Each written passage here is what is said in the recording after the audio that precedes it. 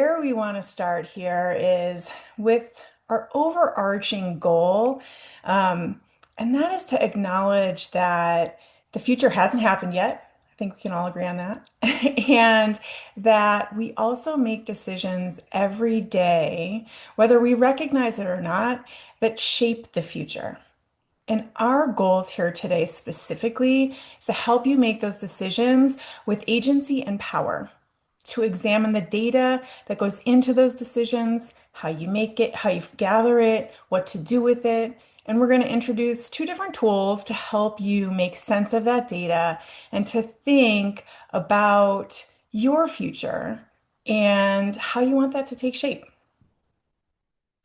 So, that being said, we're going to start with a little exercise. You don't need a pen and paper for this particular one, but if you want to grab one, by all means, please do so. What I like to start with this exercise because thinking about the future is hard work. It is a muscle that the majority of us don't practice using very often. It's kind of atrophied. And this is a really great way to start to kickstart our muscle memory. Okay. The other reason that we do this and specifically think about ourselves is because we focus very much on the immediate, the near term, think 12 to 18 months. And the person that's us in the future is really usually a stranger. And we're going to try and change that a little bit today, kind of get our brains thinking in a more future forward way. And so what I want you to think about is 2036. How old will you be? I'm going to be 39.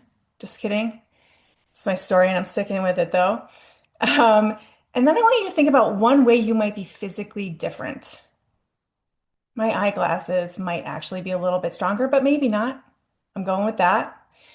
Think about that for a second. How might you physically be different?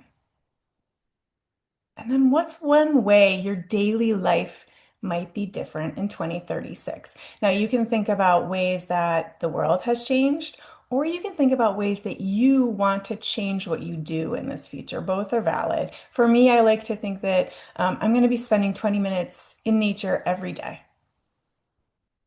And then I want you to take one last minute and think about one way you might be a better or stronger version of yourself.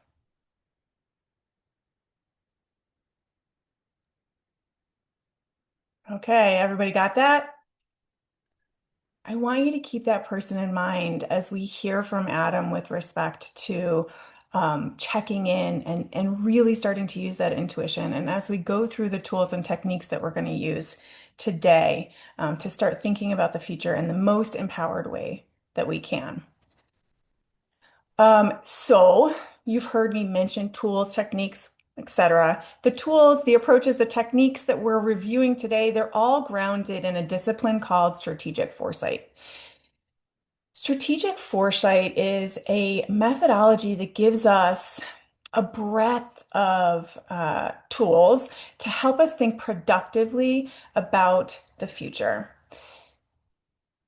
There's two kind of angles that I like to think about the future really quickly. One is kind of the push. That's the external stuff that's really pushing us into the future. Think things like policy change, things like technology advances. Those things are external to us, pushing us towards the future. But there's another part to foresight that we often and most frequently forget. And that's, as I mentioned first, the ability for us to make decisions today that shape our future. And that's really where we're going to start focusing as we dive into the tools for today. How do we make decisions that pull us closer to the futures that we want to experience? A caveat to strategic foresight and something that sort of gets confused is that it is not prediction. We are not predicting the future. Anyone who says that they can do that doesn't really understand the complexity of the systems that we live within, in my humble opinion. Um, and that doesn't mean we can't prepare for it.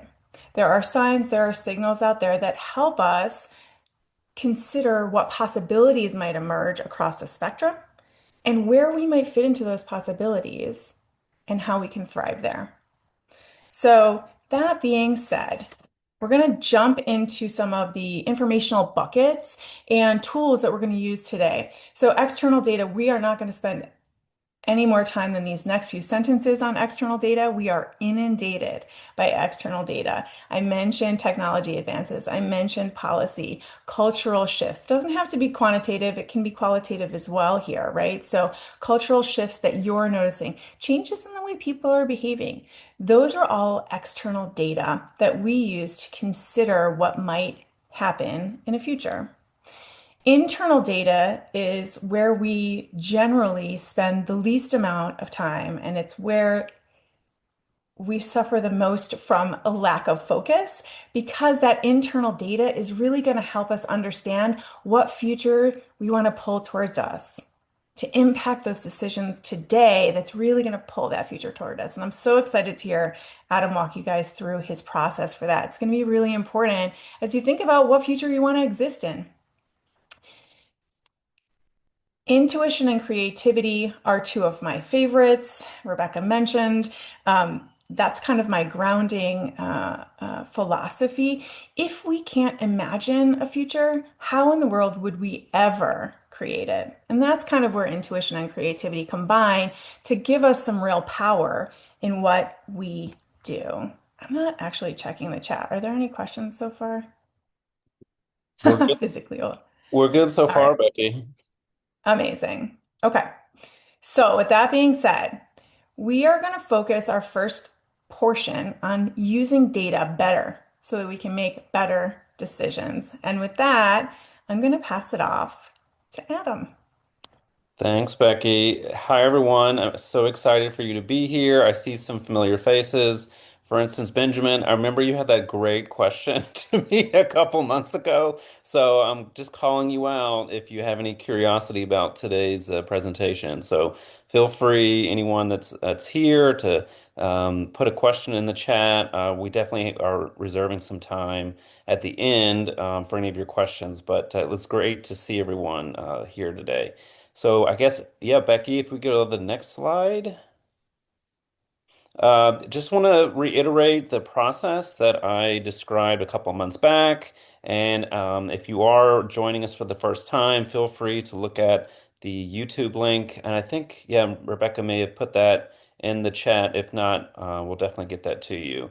So, as a revisit, refresh on my interlogic process, there are going to be four steps, and I'll be taking you through today the first three, just a very brief sort of overview on what those look like and how that will start to create the inner data that Becky mentioned, where we'll get a stronger sense of what is our body telling us, what are our emotions telling us, and then how does that line up with what we're seeing externally in our field of view to start to make those decisions for our future self, essentially.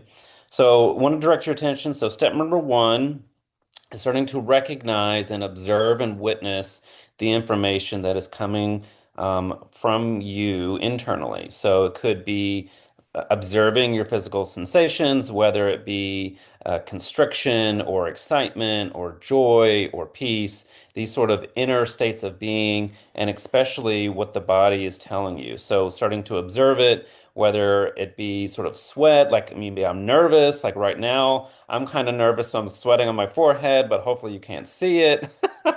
For example, but then we have another data source in emotions. And often when I'm working with clients, the emotions are one particular area that is left out, ignored, or suppressed. And I want to just bring up the emotions part because it essentially provides a range of data that's always available to you in the current moment. And it can really start to give you an indicator or a signpost on where you're being drawn into for the future version of you. Um, so, for example, a lot of times when I'm working with individuals, their emotions when they're trying to figure out their next career steps are a fear. There's like a maybe constriction in the body as well, where they're not really quite sure where to go next. but knowing that information that you have available to you, especially when you're looking inward, is really important. A lot of times, too, the emotional states that I'm working when I'm working with folks and people that I've talked to who are former feds or federal workers that are looking to transition is this sense of sometimes it's excitement of getting ready to start a new chapter. There's this point where, oh my gosh, I have so much available to me to provide someone new, and I want to really jump into the next version of me. The lastly, with step number one, the intuitive side. As you start to observe more and more your self, and especially when you start to observe that silence. I think during the workshop where I did the step one, I really gave the gold standard, if you can, of observing and recognizing is meditation. And when you start to, if you're interested in meditation, I highly recommend it, but there are other steps as well. And when you start to meditate in particular, you can start to observe that stillness, and the intuitive messages that you receive get clearer and more and become stronger. And they start to give you that direction on a consistent basis. Next, I want to talk about step number two.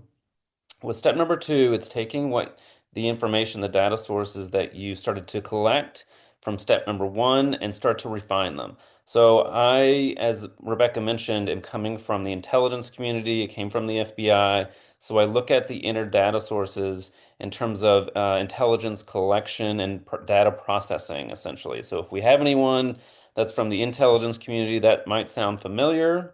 But if not, it's essentially just gathering information, making sense of it and aligning it further to start to make decisions. So, with step number two, you can start to ask, what is my body telling me? Approaching it with a sense of objectivity, self-care, and self-love is really important. And having that sort of neutral stance when you start to translate and refine the information that you're gathering. That's really important just to consider because it helps bring a stronger and clear message to your rational thoughts that you're going to start make decisions on. And then lastly, step number three is you're taking that refined information and starting to map it with what you're seeing externally outside of you. Whether it be, what Becky had mentioned from a policy standpoint, which could be like your local laws and regulations to maybe the sort of parameters that your neighborhood is operating under. I know I live in a cul-de-sac and we all have different relationships that we're all trying to navigate. But something like that, or technology, if you are looking to upgrade your phone or trying to better communicate with people, there's a lot of different categories that you can look at the external world, if you will.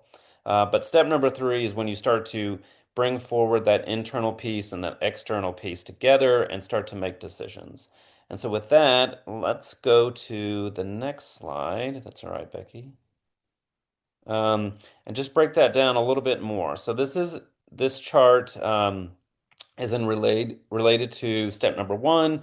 You'll see on the left side some intuitive signals, and on the right side, the right column, some logical signals. These are different data points that you can take into consideration as you're starting to make that career pivot, starting to figure out, what direction do I really want to go in? What's going to resonate for me? So more of the intuitive side, and what's going to make sense where I can start to feel safe and start looking at things from a futurist thinking point of view, and that's more or less the logical side.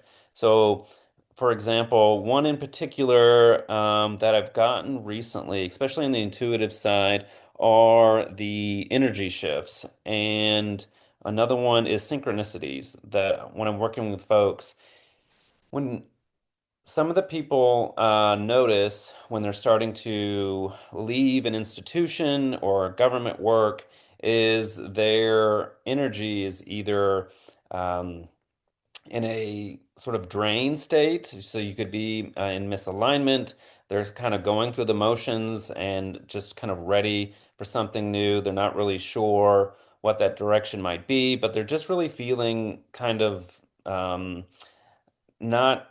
in a state of joy all the time or excitement. So, noticing where your energy falls, especially from a day to day and throughout the week, is really important. And it's one signal in particular that received a lot of comments and feedback from federal workers that they notice when they start to go and leave their federal workplace. And then synchronicities, I think it might have been the presentation that I did with Well Fed, but that's essentially where you start to notice over and over again these sorts of opportunities that align with the best version of you. And they're just sort of like, oh, wow, I didn't even try. It just naturally sort of came about. And it's a way where, or an opportunity where you're starting to step into this path that naturally flows. And so there's not a lot of resistance. It just naturally comes, and you're starting to make decisions and take action where it's essentially providing you a way to get into a version of you that's for your highest good and for the best version of you. Um, let's see. And then, like these other key components, I'm sure Becky could really dive into some of them, especially from a foresight point of view. I don't know, Becky, are there any that come to mind that you want to give a shout out before we go on the next slide? I think the biggest thing that I would encourage people to think about with logical signals is that you'll hear a lot of um, quantitative signals coming at you, data, studies, etc. It's also important that you recognize that quantitative data is critically useful in seeing shifts, especially where others aren't necessarily focused. And I'll give you a really easy and quick example. I was at PT for my bum knee, and my therapist told me that he and his wife were going on a mystery honeymoon. And I was like, what? What is that? And how do I involve more mystery in my life? And the fact that that business exists is a qualitative key to some shifts in culture that are really interesting and speak to ways in which um, smaller things are shifting that may impact the future. So it doesn't, long story short, it doesn't have to be just qualitative. Quantitative matters too, and it can be really interesting. I love that. And just as a reminder, everyone, if you have questions, feel free to put them in the chat. So we just want to just set that reminder. Next slide, then, Becky. Let's keep going here. As we go into step number two, which is starting to refine that information from the internal perspective. As you'll see in this left-hand column, this is just one slide that was from my presentation. I think it was back in March, where when you come from a place where you know what your body is telling you and you create space for it, that internal information becomes a lot clearer. So if you look at these first three steps, just want to hit home, especially on listening to first impressions. For me, the intuitive signals are very quick, they're very light, they're very supportive, and they're very affirming and firming versus more of the, you could say, more of the anxiety-centric information, which can be interpreted as intuition, is very urgent, very pushing, very chaotic.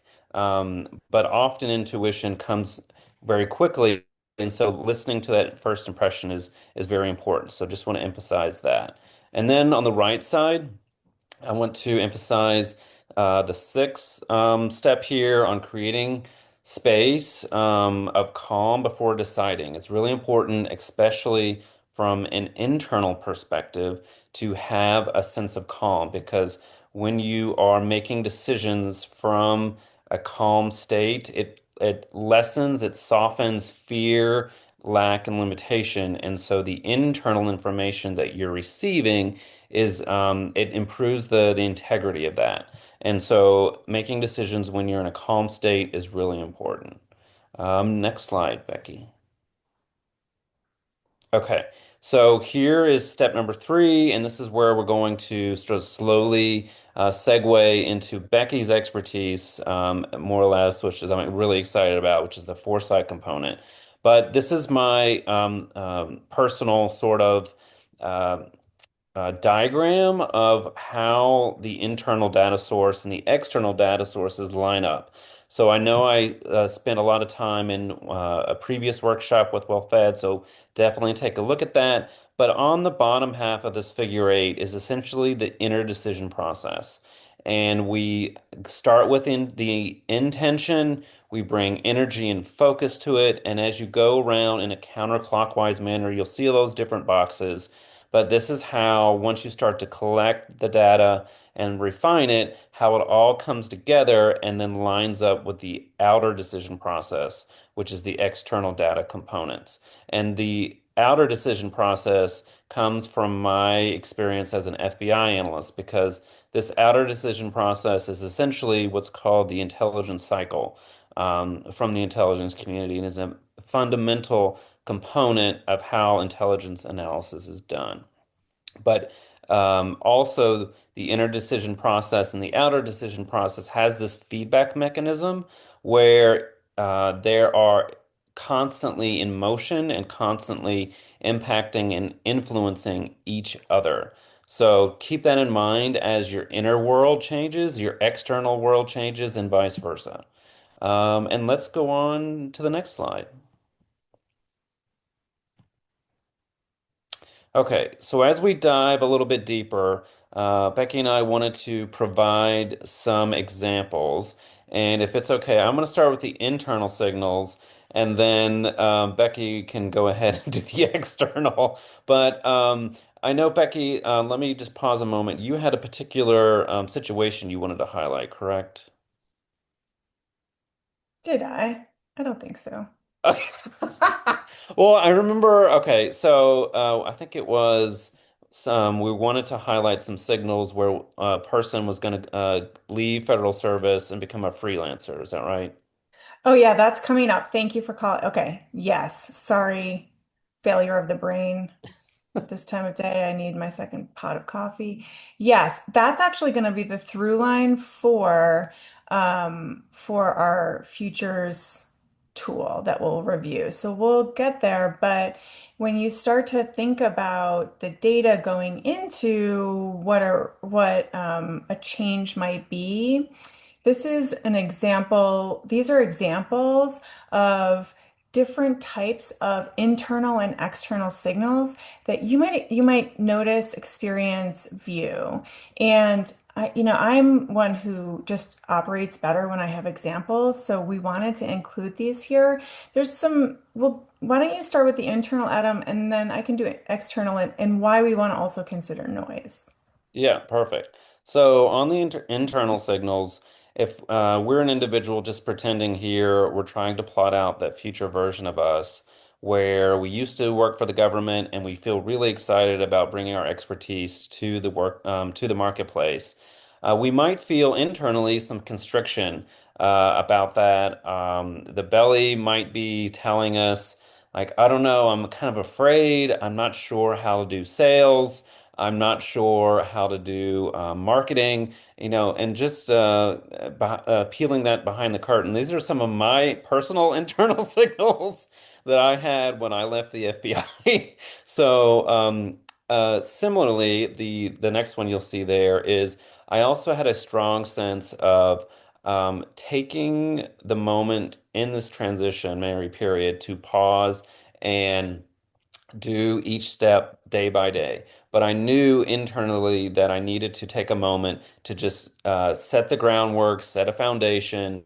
And so I just kind of knew inside of me, deep down, especially when I would go into my Akashic records, which I know I've talked about on previous well-fed workshops. When I'm receiving that guidance, I often get, okay, take a moment to do X, Y, Z. And I just have that internal clarity before I start to do anything else. And so let me pause there. Becky, over to you. Okay, thank you. So, combined with those internal signals, those checking into your intuition, we add external signals, things like companies in your field are hiring contractors instead of full-time employees. A data point that's useful for you as you consider career change. Similar policy changes, I'm not going to read the whole thing, but those things are examples of external signals that can be useful as you consider possible change. There's a lot going on. There's a lot of ways people can communicate and not necessarily have fact or even trend in mind. And so there's also a lot of noise, and it's tricky to deal with the external noise. And I think Adam's already given you some really concrete tools to deal with the internal noise, right? Getting calm, checking in, pausing, maybe an extended pause, check in tomorrow too, right? External noise might look like something on LinkedIn where someone's saying a field is dead or a field is the next, supplier of 800,000 jobs with really no data to back that up. Interesting and not a signal at this stage. It also applies to much of what we see on social media. A viral story about one person's success or failure in anything is not something I would encourage you to use as a direct external signal. Underneath that story, there might be information that you might find useful as signals. I would encourage you to be cautious, basing your change decisions on one person's social media story. Questions or comments before we move on to the next part? All right. So, better tools for better decisions. This is my favorite part, as always. And this first tool is really meant to help you check in. So, I'm going to pass it back to Adam to let him go through it. Yeah. So just going to start this off. Thanks, Becky. On the internal side, especially with my interlogic process, it's really important to start to grow into the next version of you. And making it a habit is key, especially with observing your internal information and applying it to rational thought. And especially with the folks that I work with. The internal side is like completely foreign. And because I'm very much supporting analytically wired individuals. So just kind of highlighting this area is start to, on a daily basis, look at different categories of information that are readily available to you at any moment. So I mentioned before your emotions, the intuitive message that you're getting, and also the physical sensations, and make it a habit. We have these here uh, that you can use your favorite tools. I'm a Notion person. As a new entrepreneur, I started really enjoying Notion. I don't know if those who are on the line, if you might be familiar with it, but it's like kind of to me sort of a spreadsheet on steroids.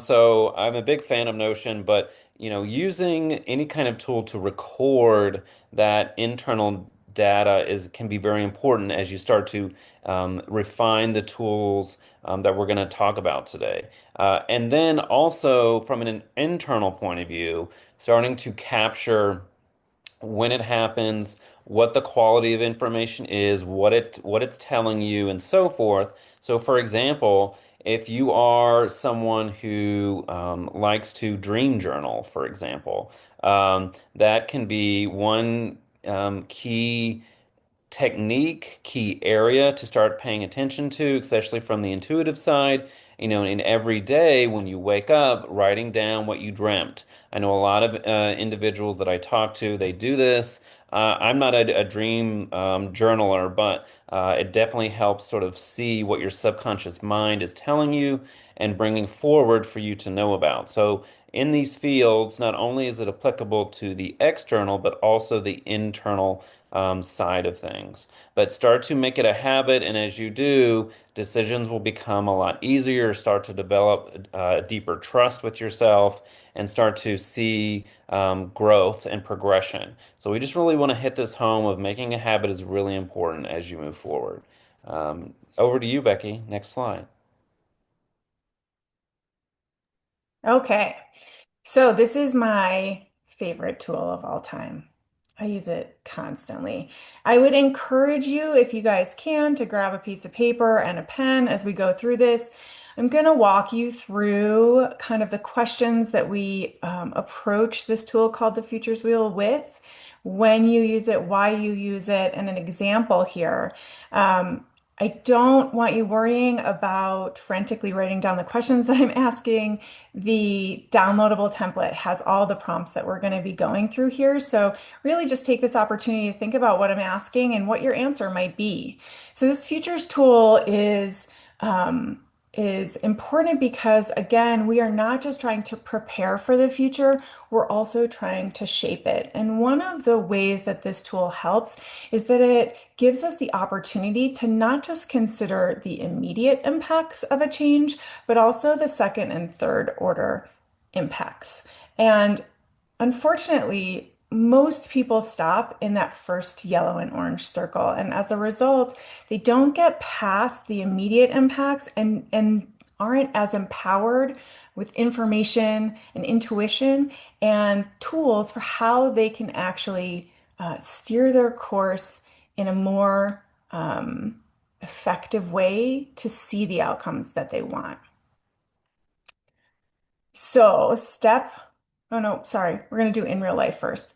So, it looks fun and it looks engaging, but why would you want to use this and when? And before I jump into this, if as we go you have questions, drop them in the chat and I'll try and answer them as we go in context, or there'll be a little bit of time at the end. So, using the futures wheel in real life, today we're going to focus on, when you're stuck.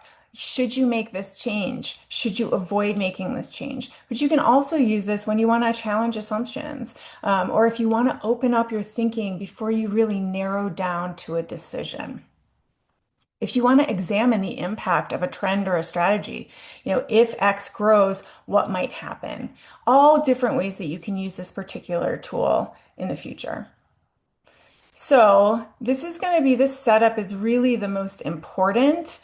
Um, Part of this. If you get the center wrong, your impacts and your analysis won't be as valuable.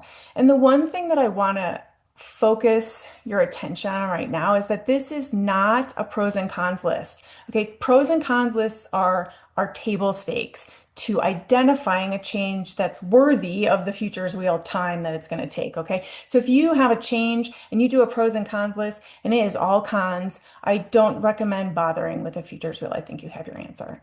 If you have a change and you have a pros and cons list and everything is positive and there's really no negative impacts, I think you have your answer.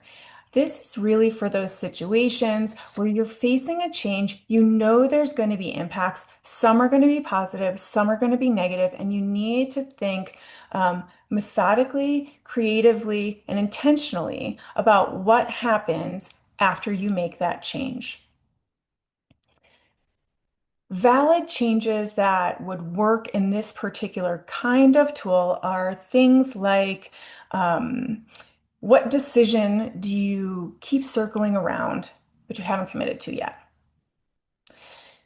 What would you decide if you weren't afraid of getting it wrong or failing? Those are really good places to examine this possible change for this tool. You want to stay away from things that are too vague, like figuring out my life and career. That is not something appropriate for this particular tool. Or I want to freelance and move and go back to school. Too many things at once. So really, you're going to narrow down to one of those things, and you're going to make it specific. And so for our example today, we're going to walk through considerations of a change that's I'm going to start freelancing in my area of expertise. And Adam, I'm going to ask you, if you don't mind, if questions come up, just let me know because I can't see the chat. Yeah, got you. So the beauty of the futures wheel in this particular version is that we are uh, encouraging both, and by that I mean forcing, the inner and external evaluation of impacts. And so, what you'll see in step two is that yellow circle, the immediate impacts of this particular change as it relates to your internal compass. Those things that Adam was really talking about. What are you sensing as immediate internal reactions to this particular change? So you use Adam's tools, you settle in, you consider what your body is telling you. What am I feeling in my gut and intuition about this change? What am I feeling in my body? Am I feeling relieved to leave things behind? Am I feeling grief? All valid questions as you consider the immediate internal impacts of a particular change. Some examples that you might see come up is that I'm feeling guilty about leaving a safer path. I'm excited about owning my own work. Or I don't have a PhD, I don't have 15 years of experience in this field. Am I really qualified to do this compared to everybody else? All valid, immediate internal impacts of changing to a freelance career. Step three, same level, immediate impacts, but now we're focusing on the external changes. So we're going to ask things like, what changes practically for me right after this change? Think money, schedule, obligations, stuff like that. What doors does this change open? And what doors might close permanently? What's my real financial runway? Another great question to consider as you think about the impacts of this change. Again, not all inclusive. If something might come to you immediately, write that down. Examples of immediate impacts, income becomes unpredictable, or I get to define my own schedule, or my professional network shifts from colleagues to clients. So, with these examples, I want to point out one thing as well. These are not all negative. It is really important as you think about the future and any change that there will be challenges and there will be positive impacts. So, possible negative impacts, possible positive impacts. You should have both in your circle. And if you don't, I encourage you to go back and think harder. I would encourage you to put this work in front of a trusted friend, colleague, coach, whatever you might have. Diversity of thought can actually help when you're starting to think about possible impacts. And it helps challenge your assumptions too. So if you have that resource, definitely use it in conjunction with this particular tool.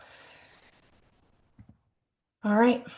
Step four. Here's where it starts to get super interesting, okay? It's a really, really, really simple question when you get through the orange and yellow circles. You're ready to fill out your green level and you say, okay, what happens because of what happened in the orange or the yellow? What happens if I feel guilty leaving a safer path? Well, I'm second guessing every early setback is proof that I was wrong. Or if income becomes unpredictable, I take on clients I don't want because I'm scared to say no. Or I'm excited about owning my own work, and people recognize that I'm passionate and engaged, and they want to work with me more as a result. So those second level impacts start to weave potentially in between internal and external change, and that's totally fine. But you want to think about what might happen if your first level impacts happen. So, and then what? Great way to approach this. Okay. And finally, third order impacts. And this one can get hard. I would encourage you, if you aren't coming up with third order impacts, to take a step back, walk away for a bit, go for a walk, take some time. And this doesn't need to be all done in one sitting. In fact, I would encourage you, if you do it all in one sitting, to come back an hour or a day later and review it. Here you're asking that simple question again, and then what? And then what happens if that thing in the green circle is an impact?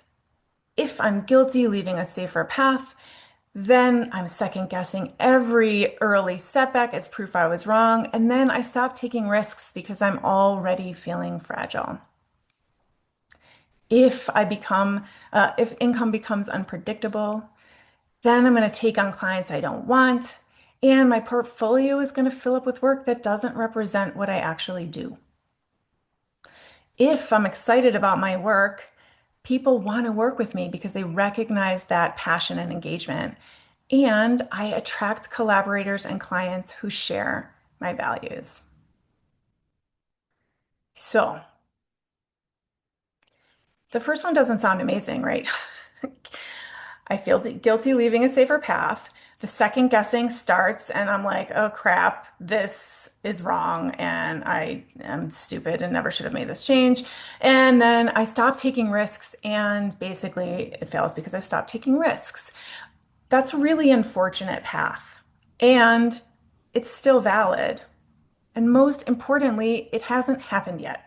And so, what you're going to see with this tool is that these paths are going to show you areas where you have opportunity to make change and shape the future you really want to see.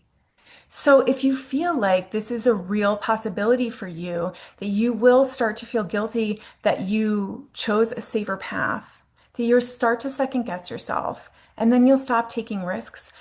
Recognize that as a path you don't want to go down and start to brainstorm ways in which you can make decisions now that will help you avoid that future pathway. So, Becca, we have one If, question. shoot, Yeah, so Corinne's asking, can you please remind us what the colors signify? sure. So this is also on the download, but for now, the orange and the yellow are first level impacts. Yellow is internal signs or data. Orange is external data. That's really the only place that it defines anything that is meaningfully different. Green is just the second level. Blue is the level after that. So for green, you're asking, what are the immediate impacts of the things I wrote in the orange and the yellow? And then blue is, what are the next steps of the things that I wrote in the green? And again, all defined in the template too, so don't feel like you have to memorize that. But yeah, important. And then again, what you really want to understand as you fill this out is that that's going to be a little bit stressful, especially if you come up with with paths that are negative.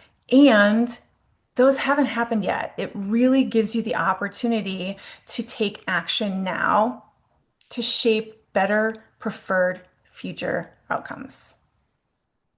That's If awesome, you, Becky. I'll go ahead and have another question. okay, shoot the question. Yeah, so we have another one from Amanda. Can you say more about that guilt pathway? Leaving the agency would definitely have that outcome, but also may be necessary. Yeah, I don't think that's a great question. And I should caveat it with this is not something you're going to stop yourself from feeling potentially, right? Like these are real reactions Mhm. to change no matter what. However, second guessing every early setback as proof I was wrong is not something you need to acquiesce to. Mhm. Go ahead, Adam. Yeah, if I may build on that too, especially from an internal point of view, when you're looking to have a clear intuitive signal.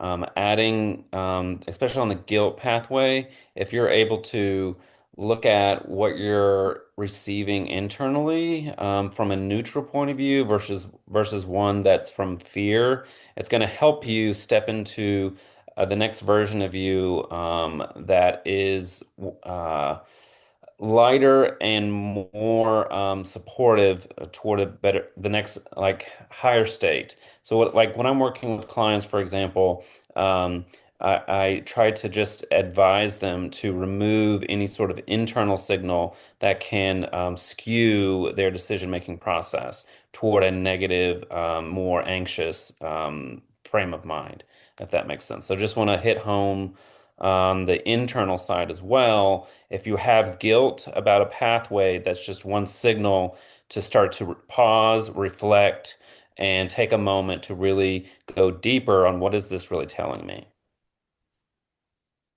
Good question, Amanda. Go ahead, Becky. So this is actually it. So I would say that your futures wheel now is complete, and your really interesting, creative, intuitive work starts with looking at what you've just written down, looking at all those possible future pathways, and pulling those ones that you really want to see towards you. I'm excited about owning my work. I want people to recognize that and engage with me because I'm passionate and engaged. And then I want to match clients and collaborators with my values. What can I do now to ensure that that message gets out? What can I do to ensure that second guessing isn't something that that I let hold me? And and maybe that's part of your journaling exercise. I'm second guessing, meh, get out of here, second guess. Or taking on clients I don't want to because I'm scared to say no. That's really much more tangible in structure. So, what plan can I put in place so that when a client comes and I don't want to work with them, I know exactly what to say. I am, enthusiastic and honest. Moving on, right? That situation may not even come up, but now you have a plan that helps you handle it if it does. I'm just cognizant of time. We have 5 more minutes. I'm obsessed with cartoons, so you get a cartoon GIF. This is one of my favorites. It's called Futurama, if you don't know what it is. It's the best. It makes me laugh. Um, Anybody have any other questions about anything that we covered in today's session? All right. If you do and they come up while I'm talking about the next slide, which is going to be super fast, let me know. This is a URL and a QR code to a page that has Adam and my contact information on it. You can book time with us if you want to chat further. There's the downloadable resource that's there for your printing or saving, whatever you want, it's there for you to use. If you want to learn more about strategic foresight and how to integrate it into your work, there's a workshop with a discount specific to the well-fed community on there as well. Feel free to take advantage of that. Um, and if there are no more questions, which I don't see any, then Rebecca, I'll turn it back to you. Thank you both so much for sharing your wisdom and your insight. This tool is incredible. I think some of us really need to sit down, take the time to do it, and maybe even do it in a few sessions, right, over time as we're reflecting and we're considering that internal data and internal intelligence that will inform this process. Adam and Becky, thank you so much for spending this afternoon with us. To everyone who uh, showed up today, thank you for being here. And Fanta just asked, could you please put the website from the last slide into the chat? And I believe Adam put that in there already, just a couple messages earlier, but feel free to pop that in the chat again. Thank you, Becky, so that folks have access to it. We're so grateful for you. We're so grateful for your insight. And friends, thank you for joining us for another well fed webinar. We hope you came hungry and that you leave feeling well fed.